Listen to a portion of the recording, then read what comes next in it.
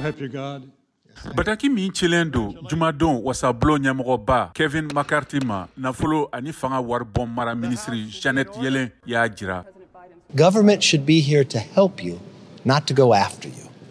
We just protected the Strategic Petroleum Reserve where the president can no longer deplete it. Ko fɛɛrɛ dafaralenw bena waleya ka sɔrɔ juru hakɛ dantɛmɛnen n'o sigilen do sisan ka tɛmɛ dɔrɔmɛ miliyari ba 31 kan. O sera ka sɔrɔ ka ladilan ni wasabulon ye. Fɛɛrɛ fɔlɔ ɲɛsilen bɛ sɛgɛnlafiɲɛ bɔ nafolo caman sarali dabilali ma ani kɛnɛya ko walima bololabara nafa foroba tiɲɛ ko la. Fɛɛrɛ ko ladilani minnu tɛ wajibiya teliya la sɛgɛnlafiɲɛ bɔ sarali la. O waati kelen na jurubɔli jɔli waati do daminɛna wa fo juin kalo o tile 5nan na madame Yellen y'o fɔ ka fara kan. O fɛɛrɛw ninnu b'a to Ameriki jamana fanga bɛ se ka ɲɛfɛla ye nka o bɛ se ka kɛ waati dɔɔni dɔrɔn ye wa ni wasabulo ma bɛnkan sɔrɔ Ameriki bɛ se ka laban k'a yɛrɛ sɔrɔ a ka dɛsɛ ko la. My colleagues on the other side of the aisle continue to lean into an extreme MAGA Republican agenda which seems to be